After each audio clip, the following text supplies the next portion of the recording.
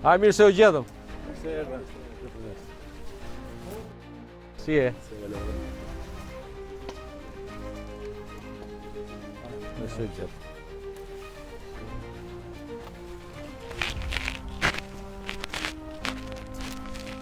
Për sa kohë e ke këtë kontratë normal? Këtë kontratë kam për 16 muaj. Aha. Po, besoj se për një vit. Që ka gjithë kjo ndërtesë? Po, shtohet një katë. A, do të ngresh dhe i katë? Një katë të prisën të shkull një vjetër, dhe shtohet një katë në sipër, që në 4 apartament në sipër, dhe çdo katë që të ketë nga 5. Sa punëtori ke? Po këtu, për momentin janë 18. Në për punë tjera, janë 50, dhe të 70. Shqiptar sa i kemi? Shqiptar, janë 30. Ato gjysma janë shqiptar. Shumë mirë. Bashkëdhetarët tanë janë vendosur kryesisht në këtë sektor biznesi, po edhe biznese tjera, po. Po, që nga 99 që jam këtu për shembull, më shumica janë shqiptar, edhe gjithë pothuajse. Në ndërtim. Pothuajse domethënë majoriteti i këtyre shumica këtyre janë në ndërtim.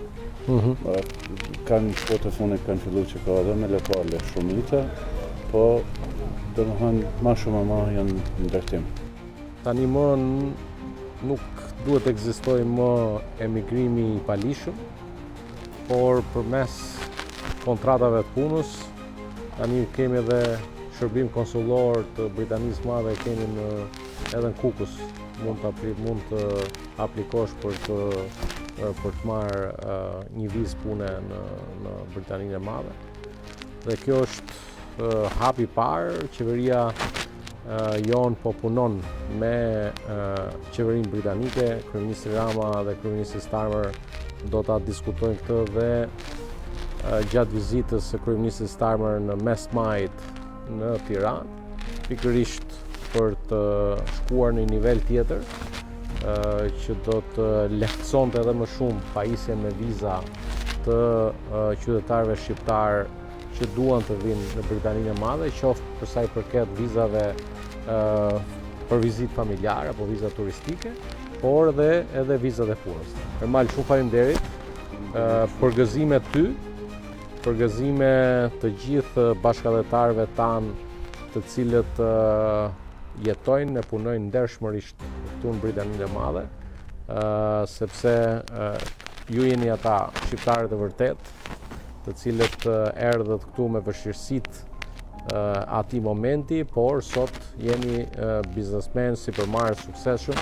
Është krenari për ne që në një nga zonat më të shtrenjta të Londrës të shohësh një kompani shqiptare cila merr kontrata kaq të rëndësishme dhe po ashtu falenderoj edhe për faktin që nuk e harron asnjëherë që duhet ndihmosh edhe bashkëdhetarët e tjerë dhe gjysmën e të punësuarve këtu i ke bashkëdhetar nga Shqipëria. Faleminderit nga ty, faleminderit edhe nga kryeministri se më të përfaqësuar kemi qenë ndonjëherë kemi edhe ministrin tonë si ti. Diaspora ka vetëm ministër, po siç e theksova edhe ti, për momentin jemi më mirë më asnjëherë se tash.